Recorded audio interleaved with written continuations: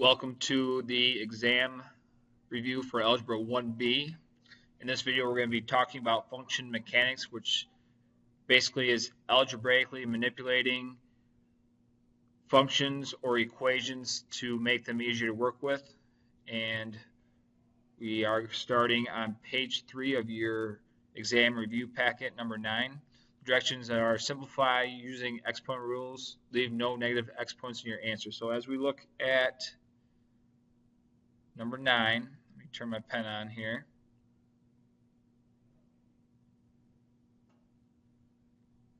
We have 5x to the third times 7x to the fifth. So what we're going to do is combine our variables that have the same base, which is x to the third and x to the fifth.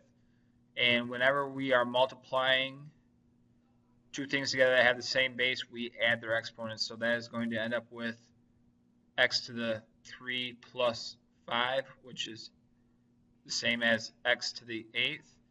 And we multiply together our numeric values, which is 5 times 7, which is 35.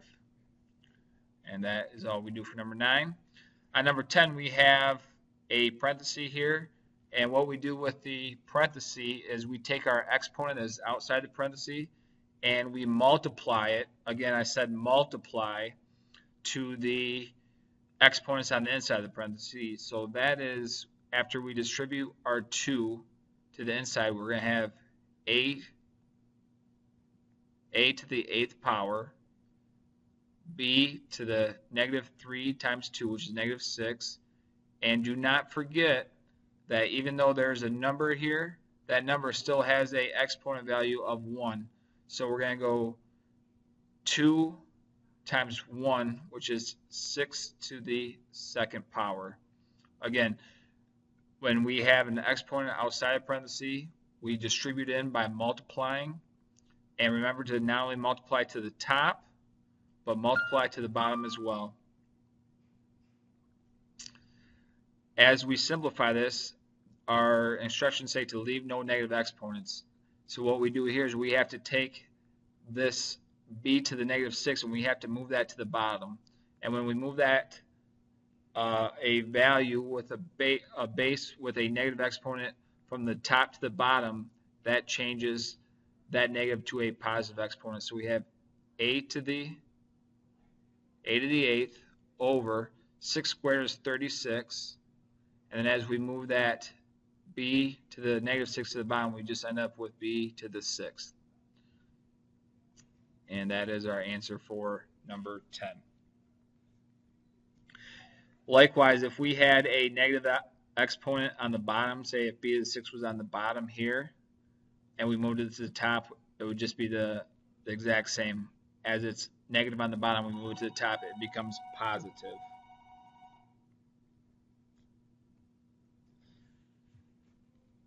Number 11,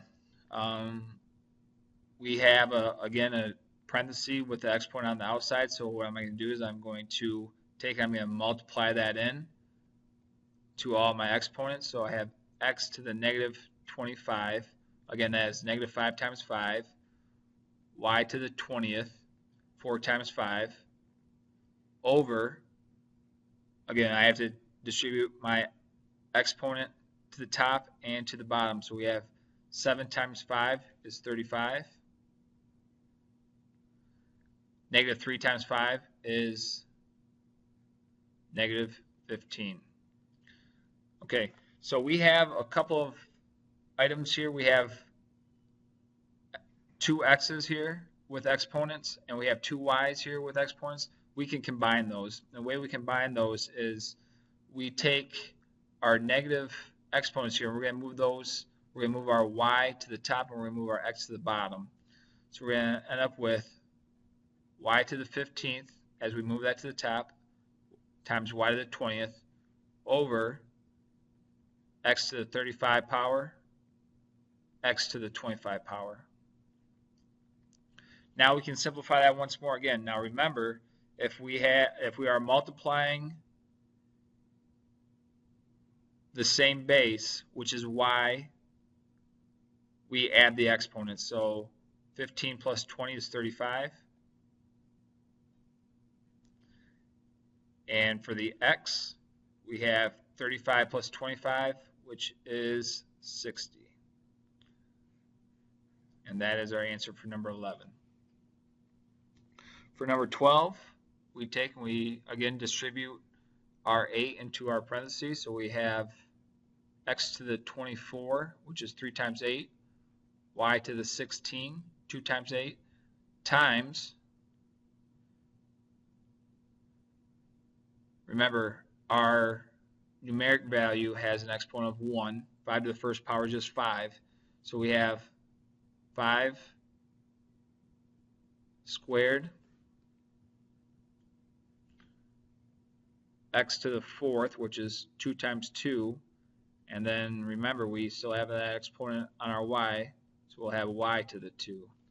Now again, we can simplify this because we are multiplying. We take our common base and we add our exponents. So we'll put our numeric value out front. 5 squared is 25.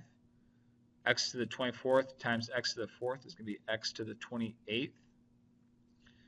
Y to the 16th and y squared is going to be y to the 18th power. And we are all set there because there's no negative exponents and there's nothing left for us to combine or simplify. All right, so number 13 is asking us, does the data model exponential growth or decay, and why? So as we look here, and I will plot this real quick, we have 1, 2, 3, 4.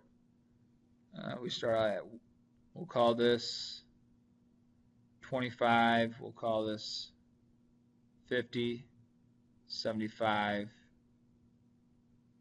and 100. We start out, we're way down here, number 2, up here a little bit further. Number 3 is at 28, so up there. And number 4 is all the way at 100. So one thing we know we have an exponential model because we do not have a straight line. So we have no straight line.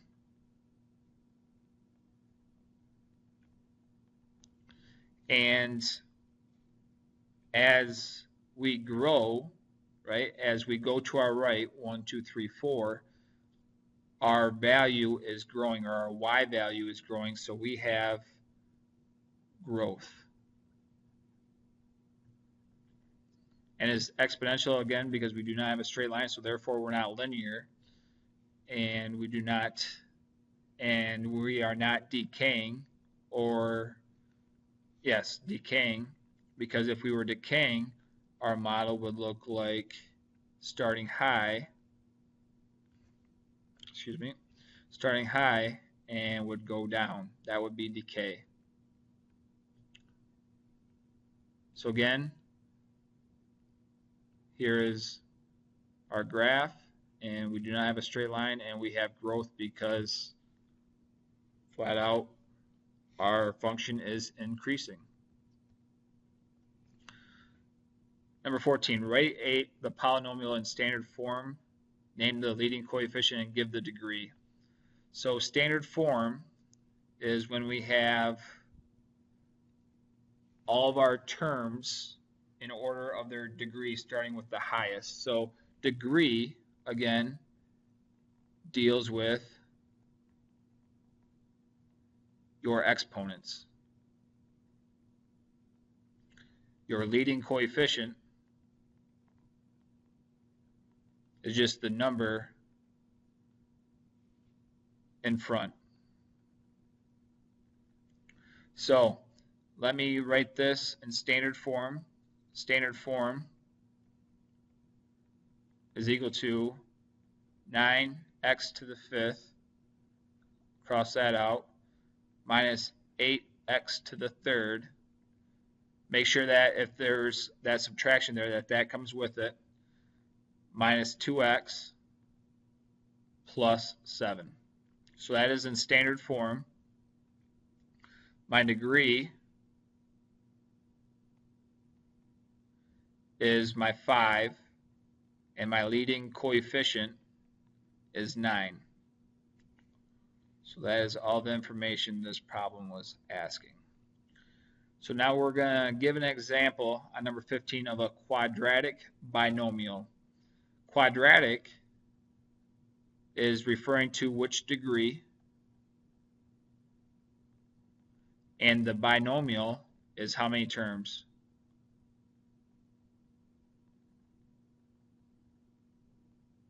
So quadratic, quad equals 2, and a degree of 2, and binomial is also equal to 2. So an example of a quadratic would be x squared plus 2. We could have x squared plus 2x. We could have 3x squared plus 5x. The important thing is here we have two terms, and every time our degree is 2. It does not matter what our leading coefficient is or if our second term has an x on it. The important thing is that our degree is 2 and we have two terms, so all of those would be acceptable. All right, so now we're asked to simplify on number 16. We forgot a parenthesis right here, but what it's saying is it's 2x squared minus 3x plus 5x squared plus 9x minus the quantity of 4x squared minus 2x. So what we do here is if there is not a negative in front of your parenthesis, drop the parenthesis. So we're just going to remove the parenthesis. So we have 2x squared minus 3x. That was a plus sign, so plus 5x squared plus 9x. Now here is where it gets a little tricky. We have a subtraction, so we have to distribute that subtraction into our parentheses. So a negative times that positive is going to be a negative 4x squared, and the negative times the negative is going to be positive 2x. So now after we distributed, now we are just going to combine our like terms. We have a like term, and a like term there, and we add our coefficients. So we have 2, 5, and negative 4, and that is going to be 3x squared. 2 plus 5 is 7, minus 4 is 3, and we just keep our x squared. And then we have, let's look at our x's. We have x and x and x. So we have minus 3x plus 9x, so that's going to give us 12x, plus 2x is going to give us 14x. And that looks a lot more simple than what we started with. So on number 17, we're going to multiply.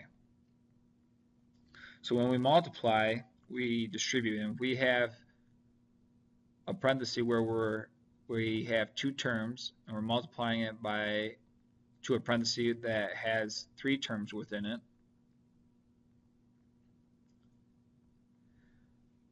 The important thing to remember is that each term has to be multiplied by the other term. So what we're going to do is we're going to multiply our x here, here, and here. And we're going to multiply our 2 here, here, and here. And then we're going to add everything all up. So x times 3x squared is 3x to the third power. X times a negative 5x is minus 5x squared. X times 7 is just plus 7x. Then we add it, so now we're going to multiply our 2 times all of our terms. So 2 times 3x squared is just 6x squared. 2 times a negative 5x is a negative 10x. And 2 times 7 is 14. And then we go ahead and we simplify by combining like terms. So there's only one term that has x to the third. we have two terms that have an x squared, so we have a negative 5 plus negative 5x squared plus 6x squared, so that is plus 1x squared, or we can just write x squared. Then we have a 7x and we have a 10x, minus 10x, so that is minus 3x, and we have plus 14. And that is the answer for 17.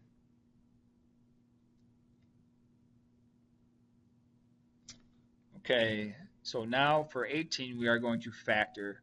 Factor means that we come up with two things that multiply together to get to our original answer. So we were taught that when we were factoring, we create a big X, and in the bottom of that X, we put our last term, which was a negative 45.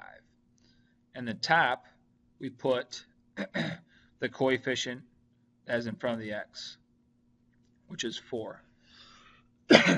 Excuse me. So now what we do here is we say what multiplies together to get to negative 45 that will add together to get to 4. So I start thinking about everything that's going to multiply together to get to 45. 1 times 45 multiplies together to get to 45. 3 times 15 and 9 times 5.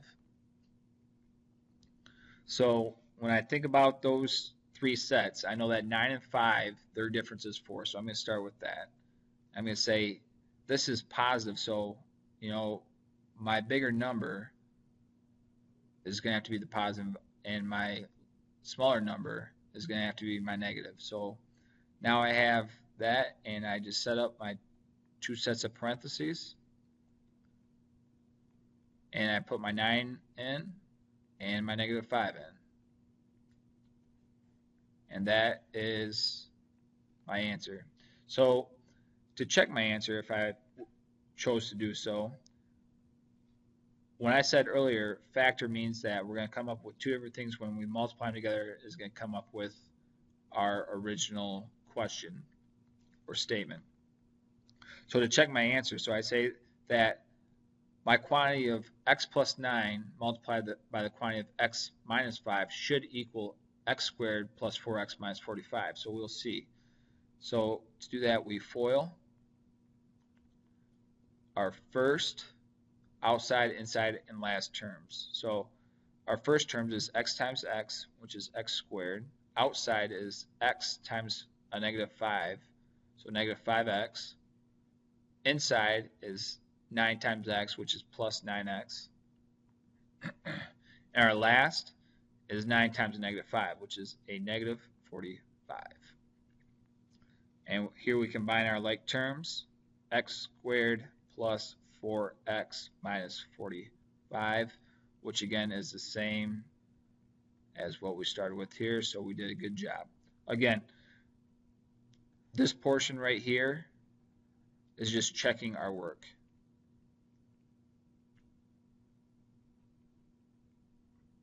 Okay.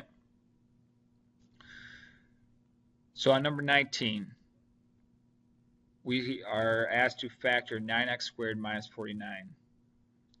One thing to remember here is during our lessons we said that if we have a perfect square, which is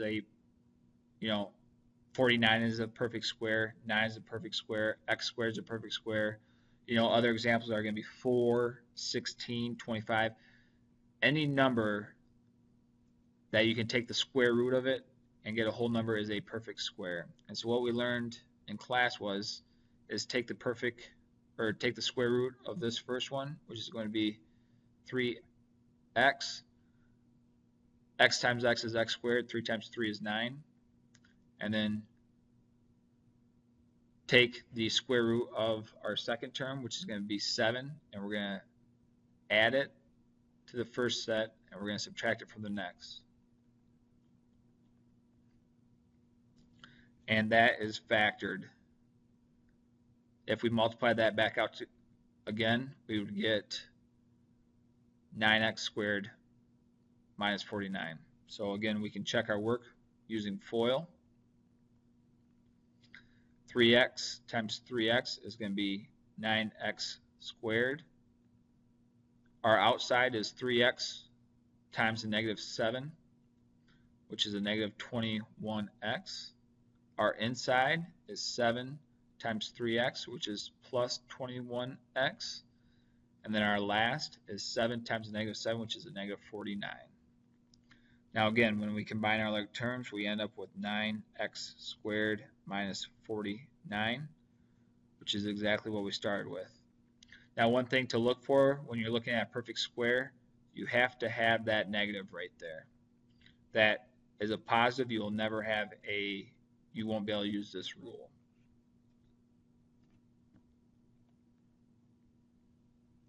So again, we are factoring here. And one thing that we're looking at here is when we factored last time with our x, the leading coefficient was 1, right? But now it's 3. So here's what we learned was the magic number rule. So we're going to take our 3, we're going to multiply it by a negative 10 to get negative 30. So this is magic number rule.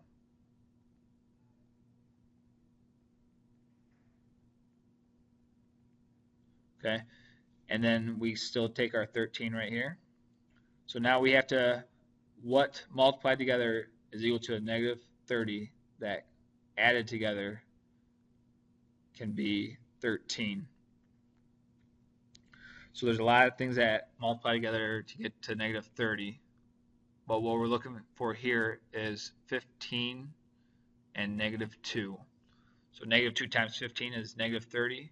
15 minus 2 is 13. So now we write down 3x. This is going to come straight down. 3x plus 15. And we have 3x minus 2. Now, part of the magic number rule is that when we multiply this to get to the negative 30, we need to take that 3 that we multiplied back out. So the way we do that is we divide one of our parentheses by the magic number. Again, this is our magic number.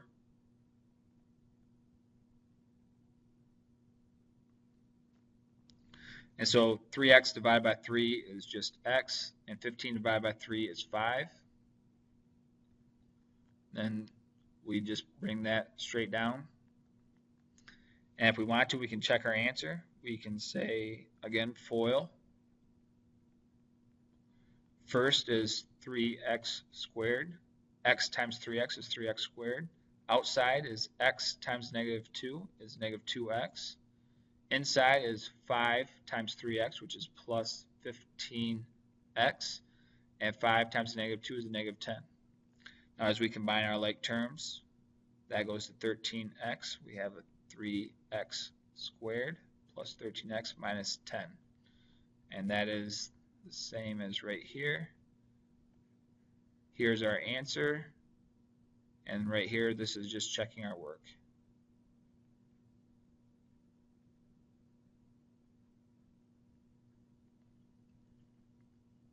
So 21 is asking us to factor 16x to the 7th minus 12x to the 4th. And here's where we apply our rule of greatest common factor. So greatest common factor. What is the greatest amount that can be factored into each term? So as I look at our coefficients, I have 16 and 12. And I know that 4 will divide into each one of those. And I look at 6. 6 will go into 12, but will not go into 16. 8 will go into 16, but will not go into 12. So 4 is my greatest constant term. And then I look at what goes into x to the 7th and also can go into x to the 4th.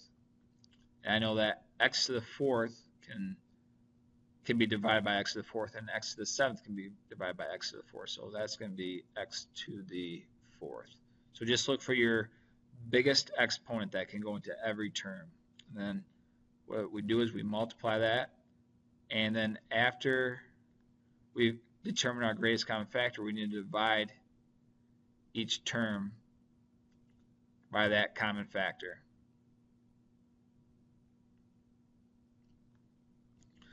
And so 16 divided by 4 is 4. X to the 7th divided by x to the 4th is going to be x to the 3rd. And this is going to be minus. Negative 12 divided by 4 is negative 3. X to the 4th divided by x to the 4th is 1. So we don't have to write that, but so we're just left with only 3. So let me rewrite that so it's not so crowded there.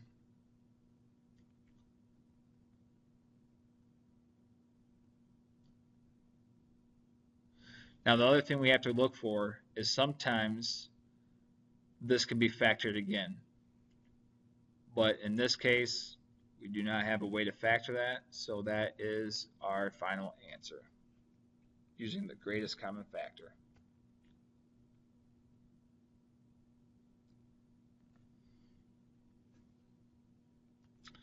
And that will conclude our function mechanics. I will create another YouTube video to do the solving portion starting on page 4.